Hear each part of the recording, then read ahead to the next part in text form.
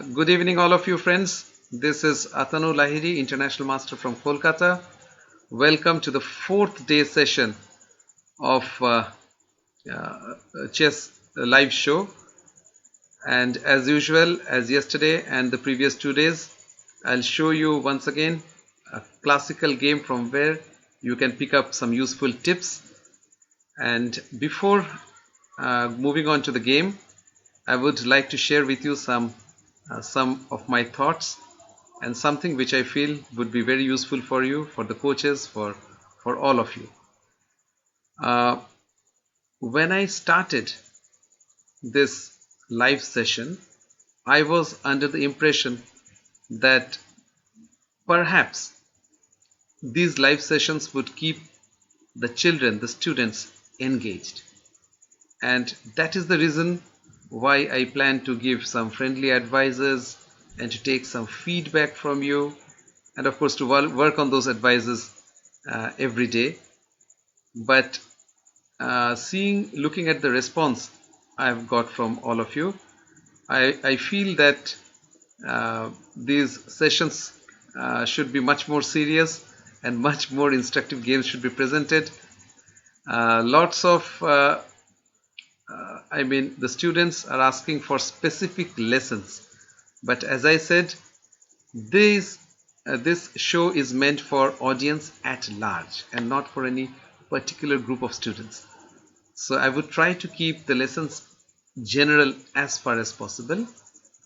And as I said, that initially my target was to have students only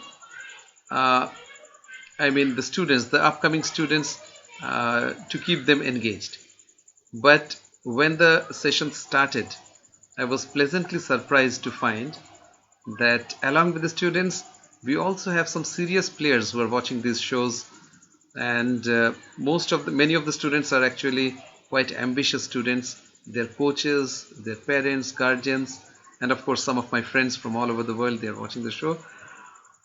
So one very important point which I would like to emphasize now is there's a dilemma which a coach, a chess teacher faces, and it is not only here, it happens everywhere throughout the world nowadays. That is, the students, the players, they keep on playing tournaments because the number of tournaments are so many and non-stop almost every weekend. The coaches don't have time to make the students better in chess. So what they do is they keep on preparing the students only for short-term goals, only for the next matches, for 1 day, for 2 days, and the moment tournaments are over, they prepare for the next tournament. So the long-term thinking skills, or in other words, the long-term mental muscles never get a chance to grow. So this is one problem which happens normally.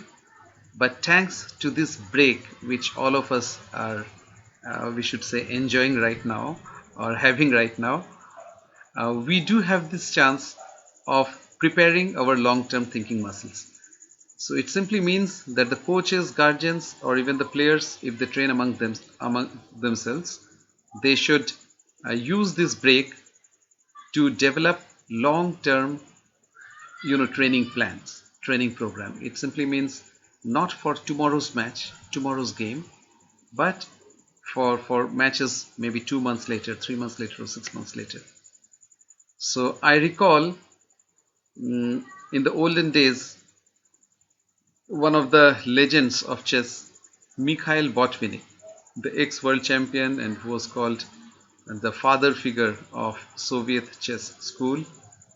So when he used to prepare for tournaments after winning world championships, so he used to go to they call in Russia dachas, that means farmhouses, houses in villages or in the countryside with plenty of fresh oxygen, and he used to prepare for tournaments there. He used to take a long break, and he used to, of course, be accompanied by certain assistants or seconds, we call them in chess.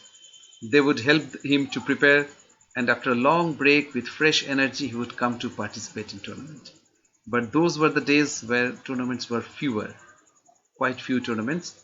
But nowadays almost even the leading players, they keep on hopping from place to place, so they don't have the liberty to take fresh oxygen, get better, and then prepare for tournaments. So anyway, today's game, let's move on to today's match.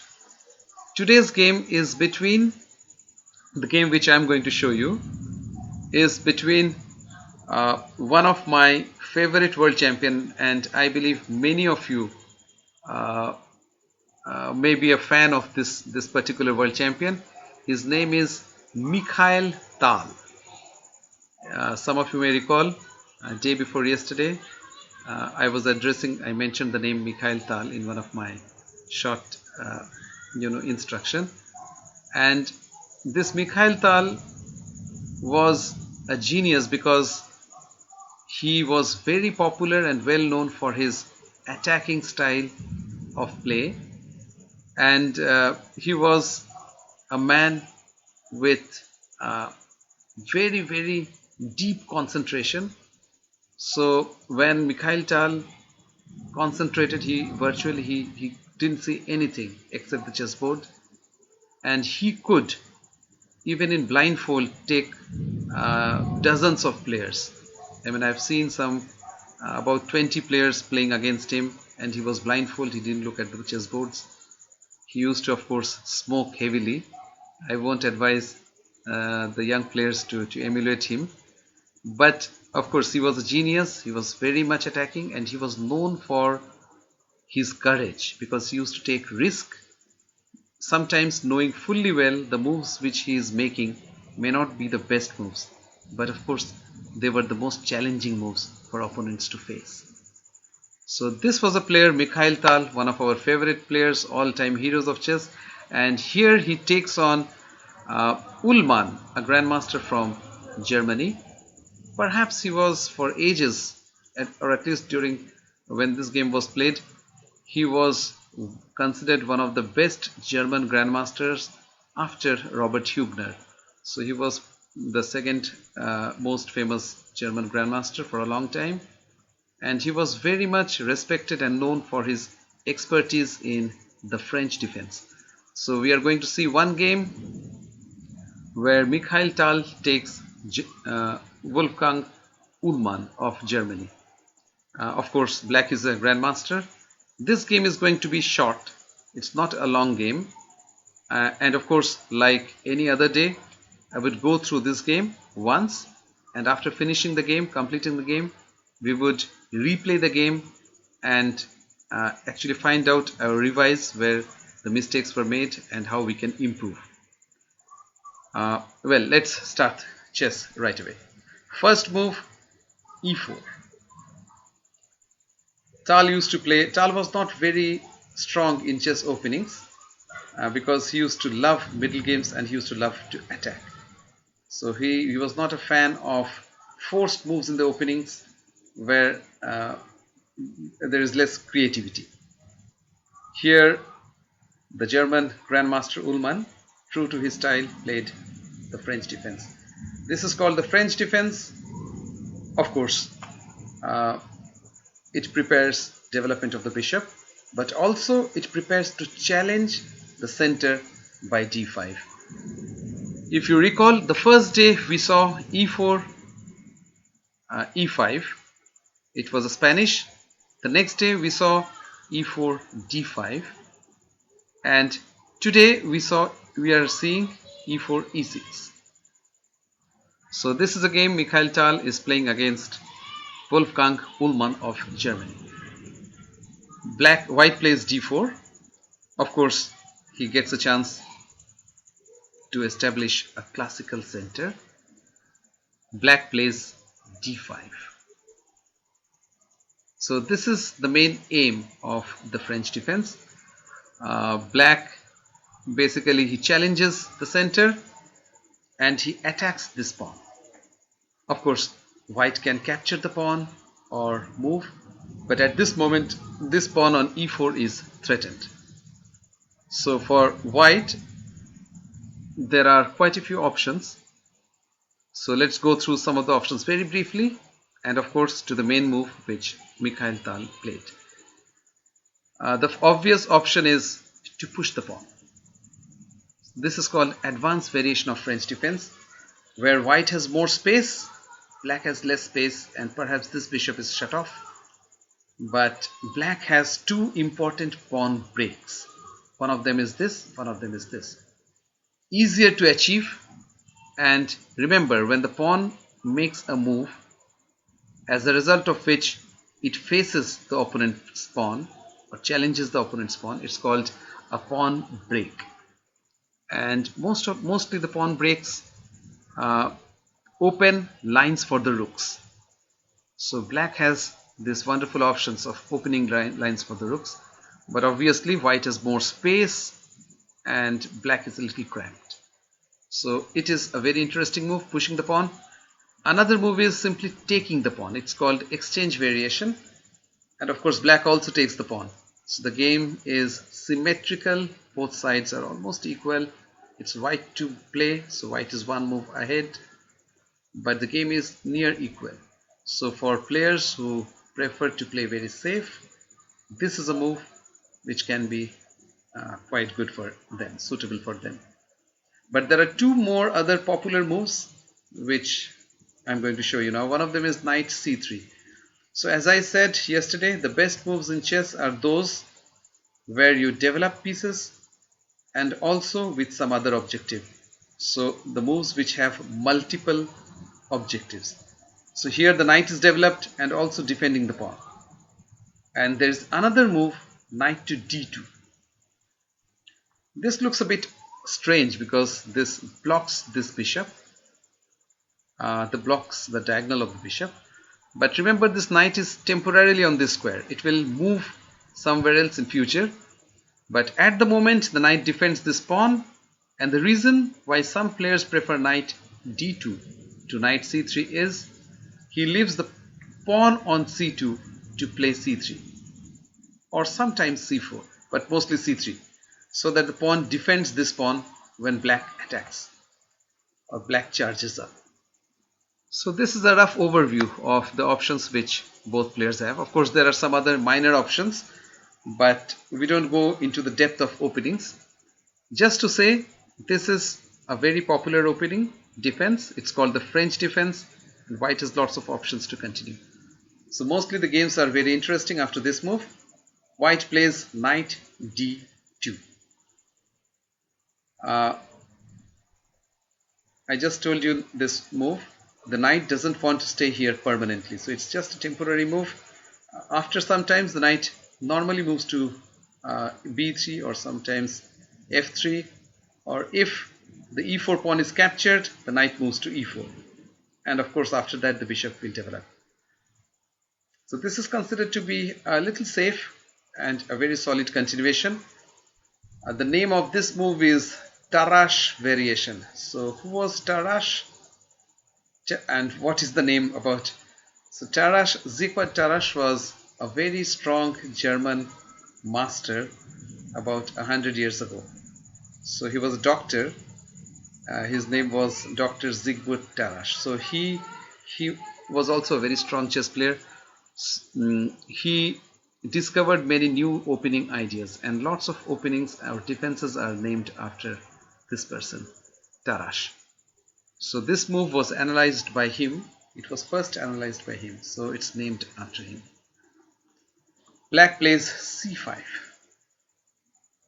Well, if you just compare, had the knight been on c3, c5 move is not such a good move because this d pawn is weak. White can capture, and after this capture, this pawn is weak.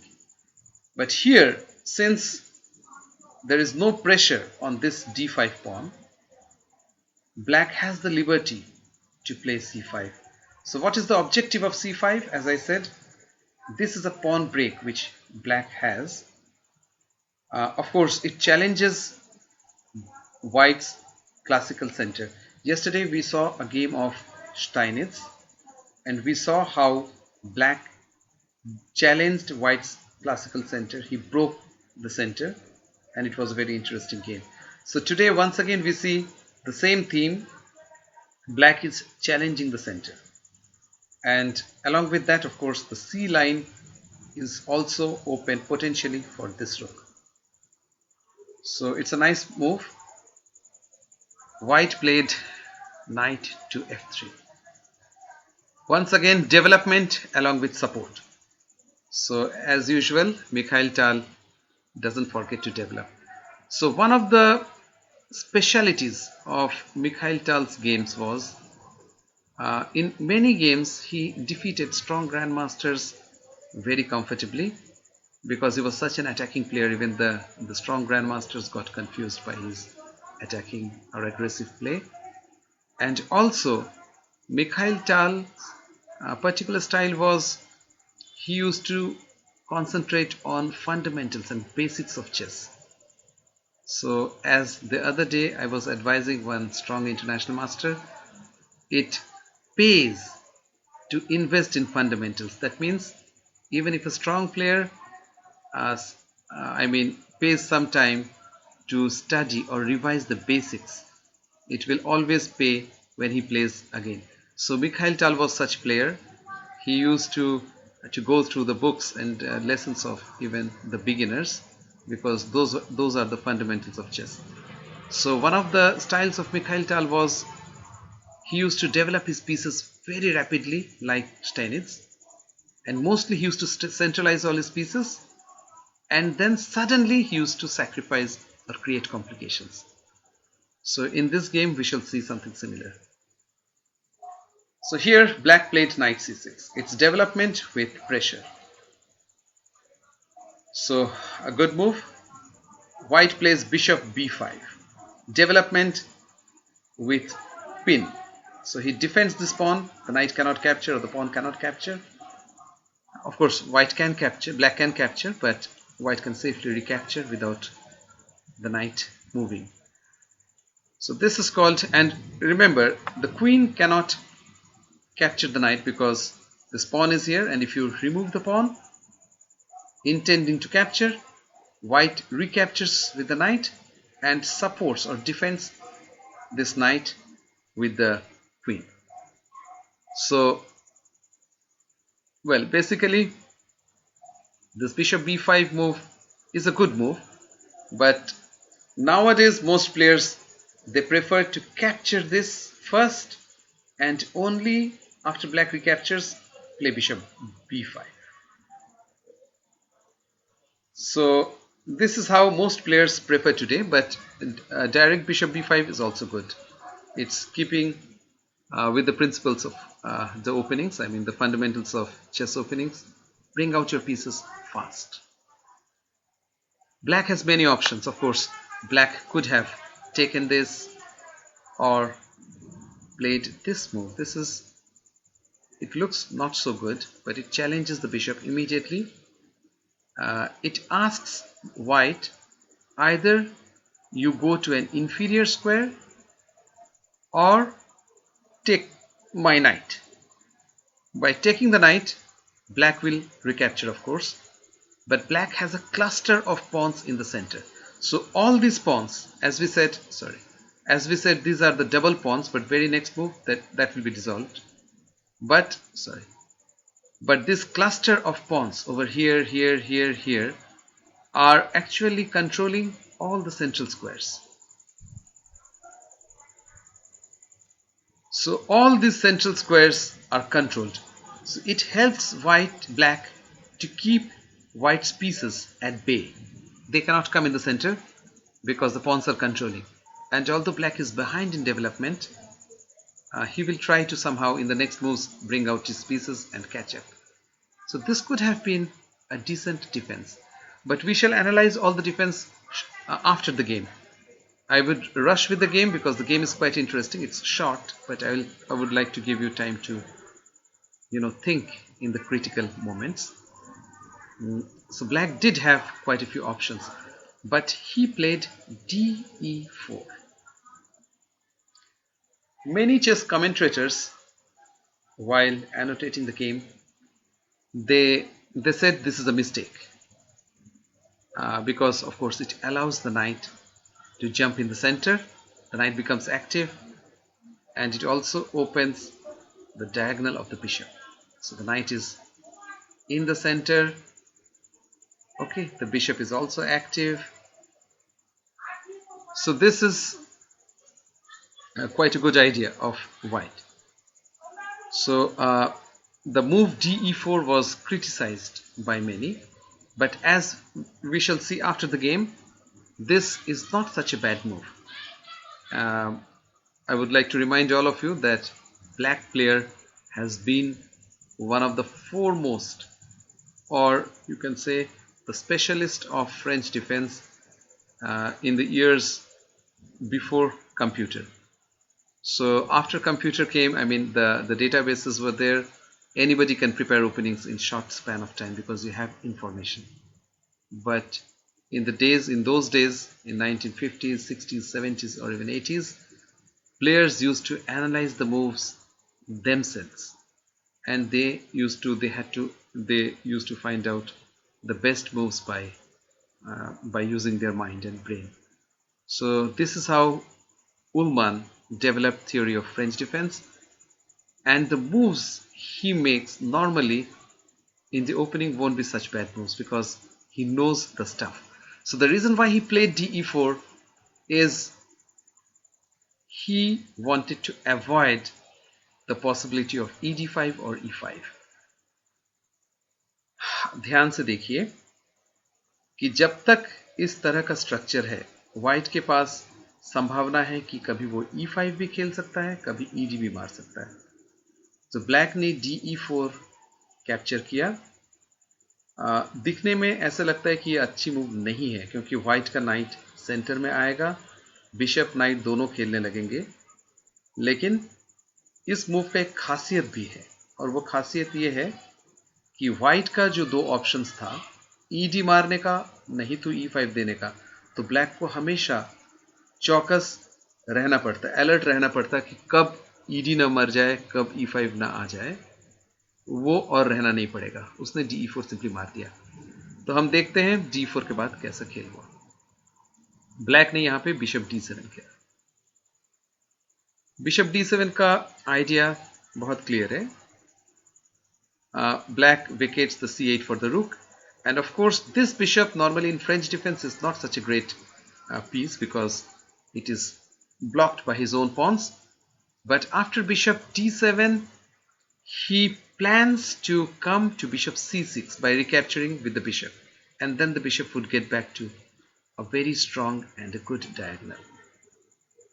So the bishop move is not a bad move at all, and of course it frees the knight. The knight was pinned. So for instance, black could not take knight takes pawn or pawn takes pawn because the knight is pinned. So bishop d7 unpins the knight. Now it's white to play. I won't ask you to think from here because, well, you have better positions to think, more critical positions. But just observe the move white plays, and all the moves are very, very important moves. So any white player might have castled here, bringing the rook to play and action. Like Steinitz yesterday, Mikhail plays for a very active move. He plays bishop g5, developing the bishop and attacking the queen. Some of you must be shouting by now that why in the previous move black did not play queen a5 check. Well, it seems it's a double attack. It seems this bishop is loose and hanging. Check, if you defend, I can take. But sorry, white can always play knight c3, defending the check and defending the bishop as well. And this is exactly what happened. So, well, bishop g5 was a move attacking the queen, queen a5 check, defending the queen as well as check. And knight c3 once again with two ideas, defending the check, defending the bishop. And well, this is one position while going through the game once again for the second time, I'll show you exactly where black could have improved. So in this position, black preferred cd4. White played knight takes d4. White recaptured. And the reason cd4 was played is black wants to develop his pieces very fast. So he knows his basics because black is also a grandmaster. So by taking cd4, white also is compelled to recapture. And then black plays bishop b4. So this bishop b4, we'll see, may not be the best move, but it has some idea of course attacking the knight, developing and attacking. When white recaptures, black will capture one pawn. Tal to play. What did Mikhail Tal play? Just I'll pause my session for about half minute and give you an opportunity to think like Tal.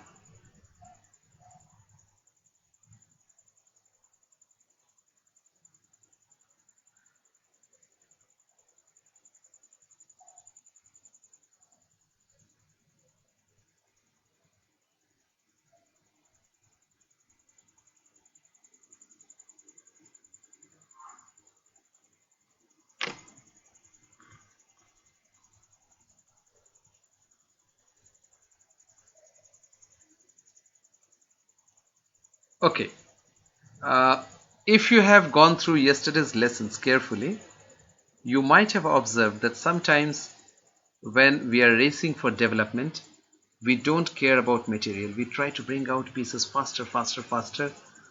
And before sacrificing or giving away material, we have to be sure that it is worth the sacrifice. So here, for instance, Mikhail Tal simply ignored the threat of a pawn and he preferred to castle. For him, bringing out the rook is more important than defending the pawn.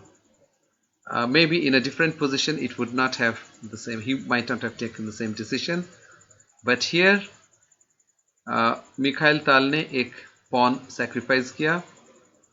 उनको लगा कि development ज़्यादा महत्वपूर्ण है pawn sacrifice से, और यहाँ पर पोजीशन ऑलरेडी क्वाइट क्रिटिकल है. ब्लैक ने यहाँ पे पॉन कैप्चर किया, बिशप c3, पॉन c3 और क्वीन से उन्होंने पॉन को कैप्चर किया.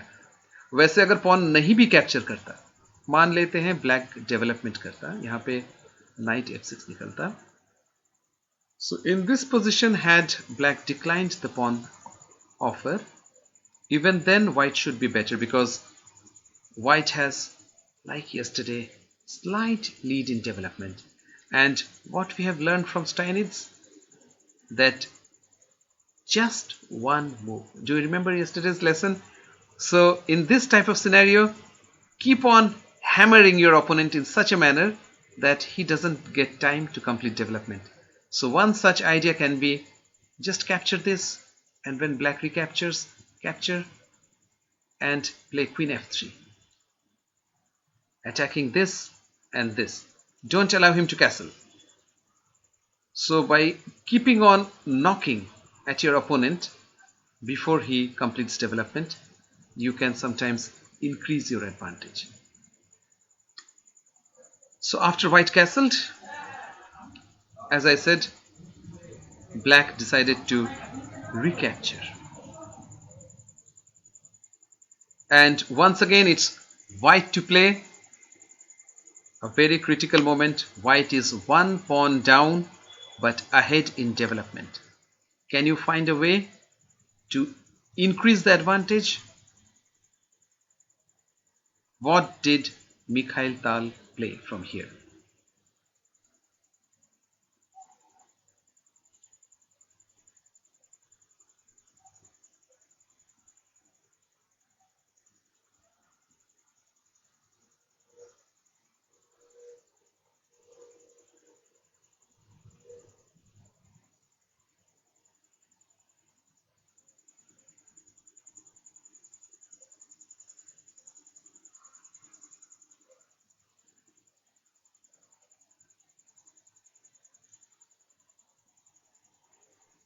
Well, if you have guessed the move, congratulations, but it's quite difficult move and of course very entertaining move.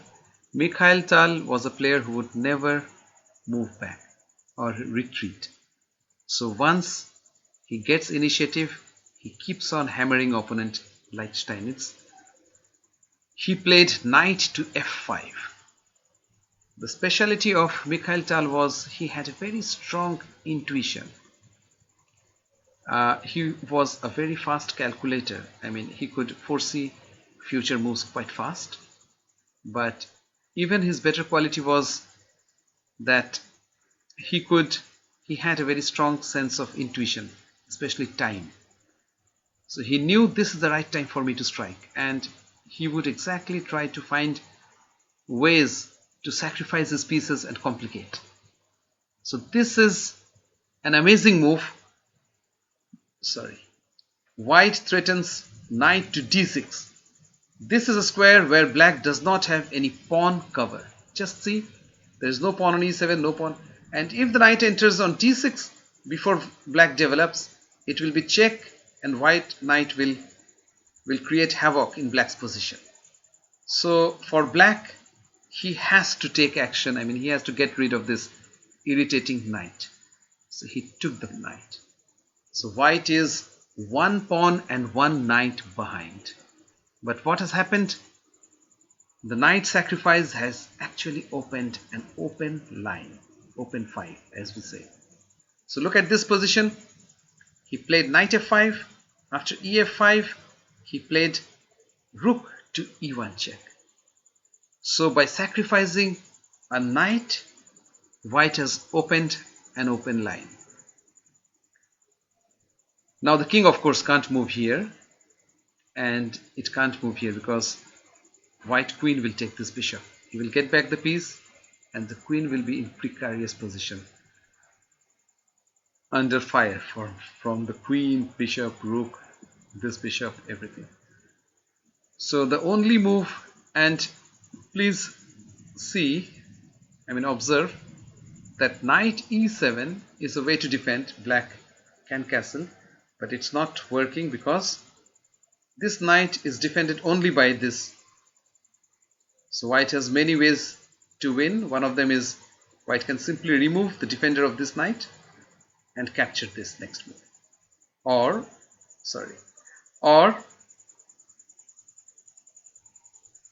he can take this right away, and when black recaptures, I can take this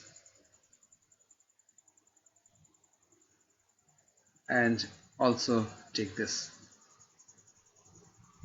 So once again white will be ahead on material. So knight e7 is not a good move.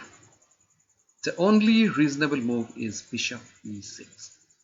So it is black has somehow blocked the open file, and he now threatens to bring out his knight and castle, somehow escape with the king and remain a knight up. It's white to move once again. I shall pause the video and guess the move.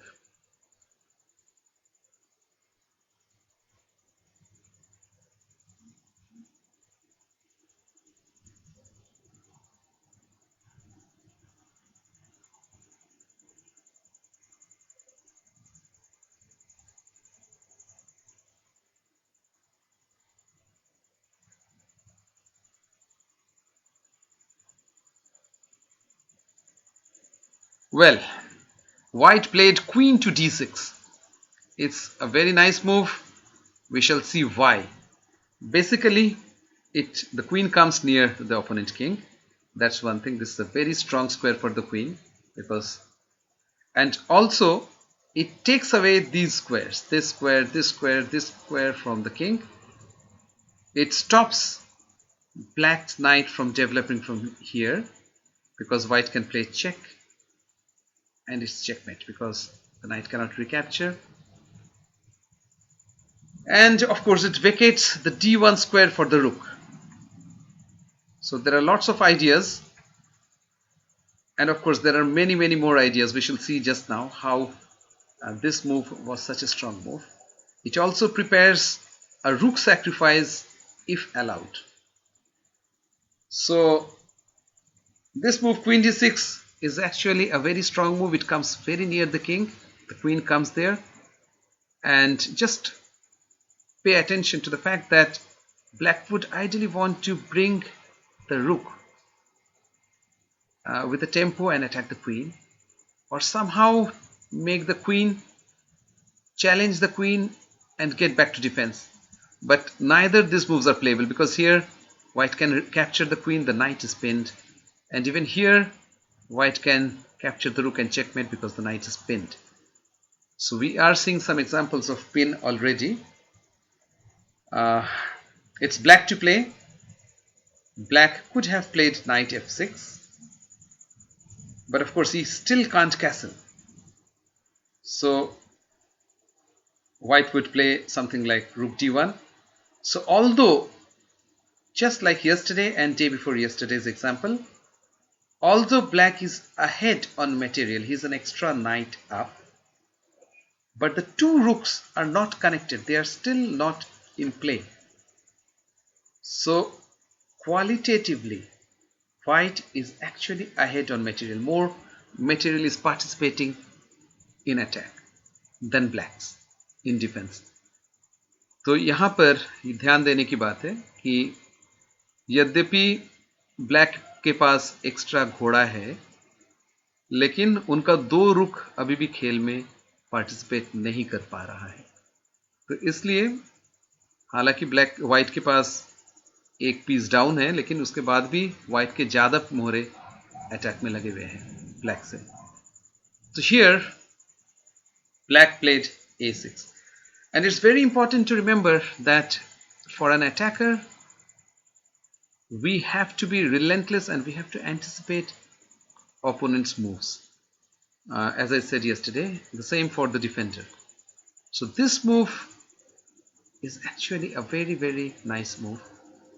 And if white is not perfect from here, he may even lose. He is a knight down. So for instance, okay, white played a great move from here. So once again, I would like to pause the video for some time and ask you to think like Mikhail Tal.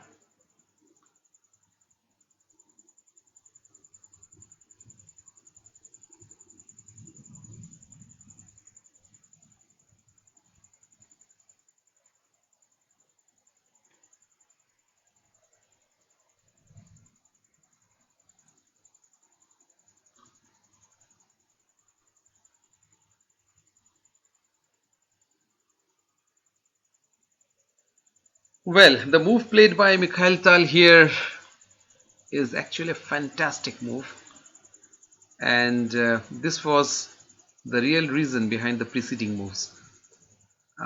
It's quite likely, and most probably yes, that Tal, being a player, one of the best players in the world,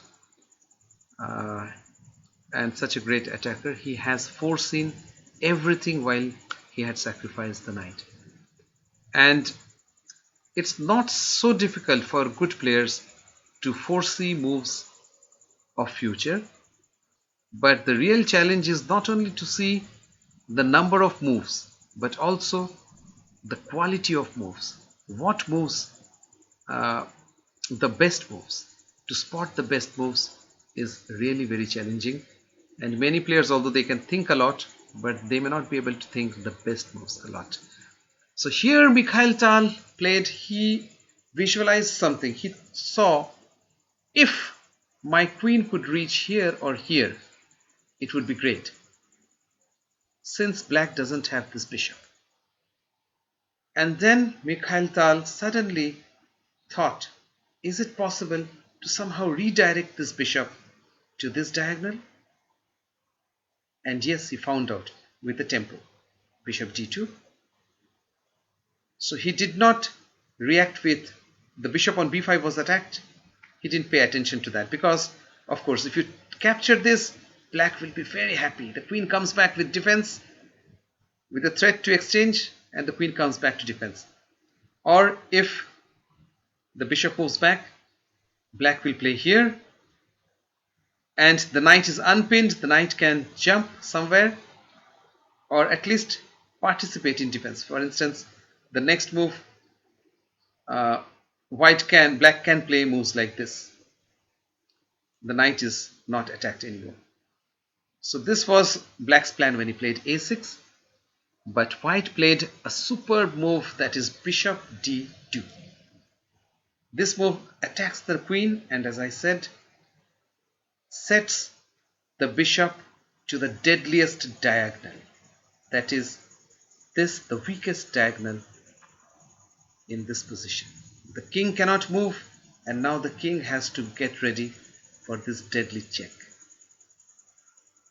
So as I said, a great player not only brings out his pieces fast, he also spots the weakness in opponent's position, and the weakness may not be so obvious. Here, for instance, the biggest weakness, of course, the weakness was the king, but along with that, this diagonal. And just see, bishop b4, fantastic idea.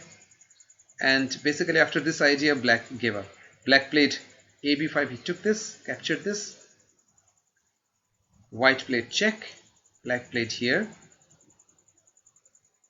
And of course, white can capture the rook. But before capturing,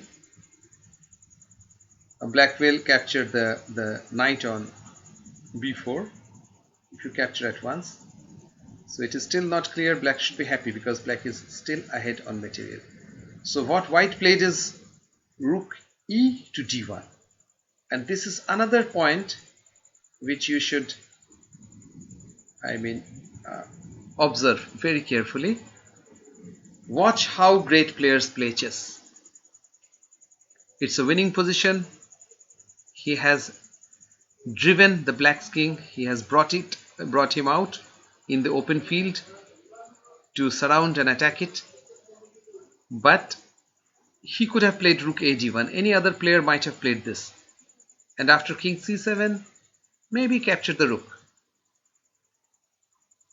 Of course, knight takes bishop is not possible, because the reason why this check was played is we forced the black king to come to c7, so that if black captures the knight, the bishop with the knight, I can always play this move. Or even better, I have just seen now, play check, and after this, checkmate. But as black has seen, white has foreseen that black can play knight f6, sacrificing his rook. After white recaptures, black can play knight e4, attacking the f2 pawn. And although white is still winning after moves like bishop check and defending this pawn this way, but white wanted to have the same position with this rook. He played this move, black played here, and white captured this rook. Now it's the same thing, but if now black plays here, white captures this, and if black attacks this, apart from playing this check, I can simply go back here and defend this pawn.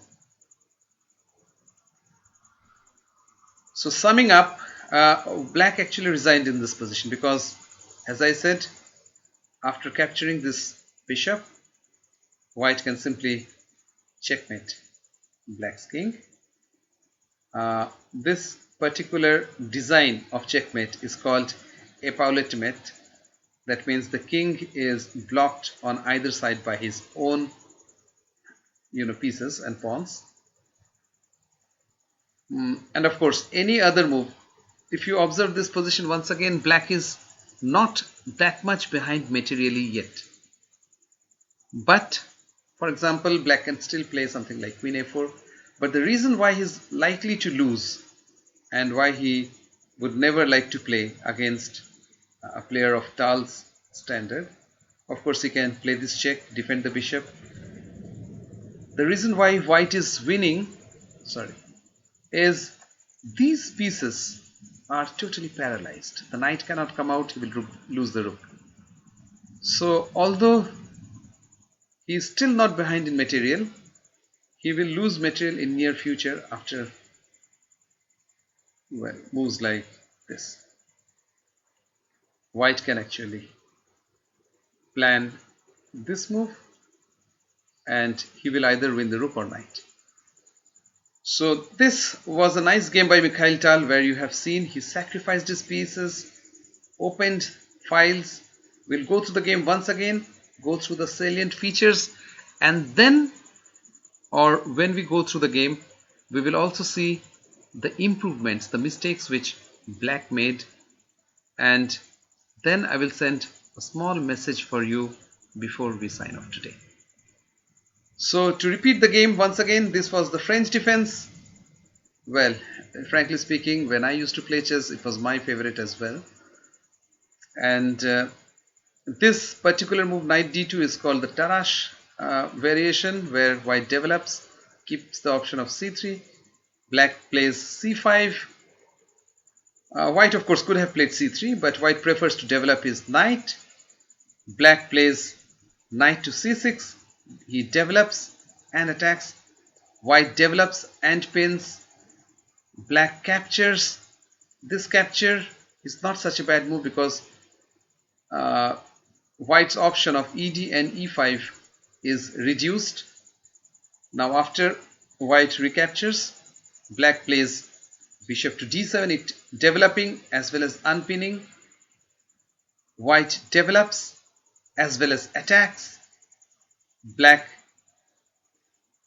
defends as well as checks. White defends as well as defends the bishop, saves check. Now this is all obvious. Now this is a point where I feel black could have improved his play, and he made two consecutive mistakes, after which his position collapsed. So this is a point where he played cd4, which is not such a bad move. It's a good move, but maybe the move a6, well, I think most of you may not be happy with this move, because I had told you development is more important than pushing pawns. But this is not such a bad move, because black challenges the bishop to go to an inferior diagonal, less challenging diagonal, or capture the knight and let the bishop take a strong diagonal. So it is not such a bad move at all. I mean, after this, black might have threatened something like pawn takes pawn, and the pieces come out reasonably well. The bishop is really very strong. So this could have been an improvement which black missed. Black played cd4, and after knight d4, it was a moment where black played a very natural move, bishop b4. As I said, development with attack. What can be a better idea than develop your piece as well as attack? But having gone through the game, with a hindsight, we can actually conclude that this is a point where black could have played something very good and very strong, and he might have been even slightly better had he played a6. And a6 once again challenges the bishop, and remember, this bishop is actually pinned. If you are sharp enough, you might have spotted this bishop is pinned, because if it moves, it loses this bishop. So it was not pinned till one move back, because this bishop was defended. But after white retook, this is left hanging. So black could play this move, and after this, black recaptures, and now once again black has this double attack. He's attacking this pawn as well as this bishop with the queen. If white captures, black will recapture this. And once again this g2 and c6 both are attacked. So lots of double attack today also. We go back once again, and